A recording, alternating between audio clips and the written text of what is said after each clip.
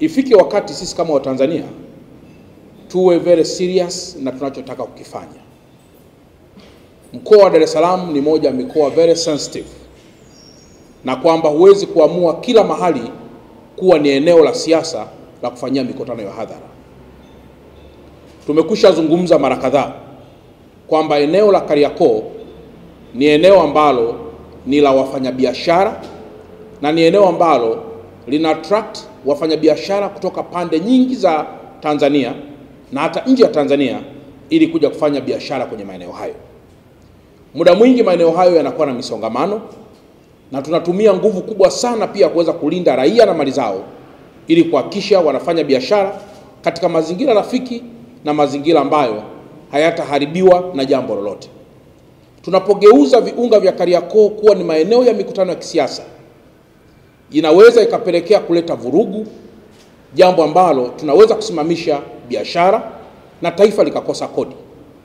Nitumie nafasi hii kusema na kuonya tena kwamba tukiruhusu tabia hizi ambazo si sawa, tunaweza siku moja tukajikuta mikutano ya hadhara inafanyikia makanisani, mikutano ya hadhara inafanyikia misikitini, mikutano ya hadhara inafanyikia kwenye mahospitali, na mikutano ya hadhara inafanyikia kwenye maeneo ambayo hayajakusudiwa. Naomba nitoe rai kwa viongozi wote wa vyama vya siasa kwamba tunapozungumzia umuhimu wa kulinda maslahi ya taifa letu tunamaanisha, na tunapozungumzia umuhimu wa kukabiliana na masuala yoyote yanayoharibu amani ya taifa letu tunamaanisha. Na kwa mantiki hiyo, muda sio mrefu tutatoa taarifa rasmi kuhusiana na maeneo yote ya msingi ambayo hayaruhusiwi hata kidogo kuweza kufanyia mikutano ya hadhara.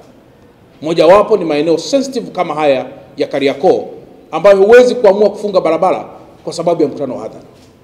Tukifanya namna hiyo, tutakuwa tunajichelewesha pamoja na kutengeneza sifa za kijinga ambazo hazitastawisha taifa letu. Niendelee tena kuonya, na nimeambiwa kwamba tarehe 24 bado kuna watu wanaendeleza kauli mbiu ya kwamba watakinukisha. Naomba niwape rai ndugu waandishi wa habari ya kwamba naamini statement ya kukinukisha haiwezi kutokea kama haupo tayari kunuka. Statement ya kukinukisha haiwezi kutokea hata kidogo kama haupo tayari kunuka. Naomba niendelee kuonya baadhi ya Watanzania wachache ambao wamealikwa au kuja katika mkoa wa Dar es Salaam, na ambao wachache wamekwisha anza kufika na kulala kwenye baadhi ya mahoteli. Moto wa kisheria utashuka kwa nguvu zote dhidi ya wale wengi au wachache watakaodhamiria kuharibu hata kwa namna ndogo sana amani ambayo imekwisha jengwa ndani ya mkoa wa Dar es Salaam.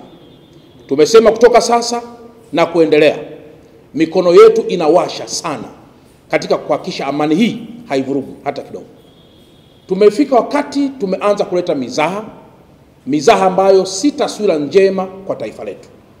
Tunafanya mizaha ya kutafuta sympathy kwa mataifa ya ndani na mataifa ya nje, lakini lazima tufahamu kwamba the secret of success always is consistency to the purpose.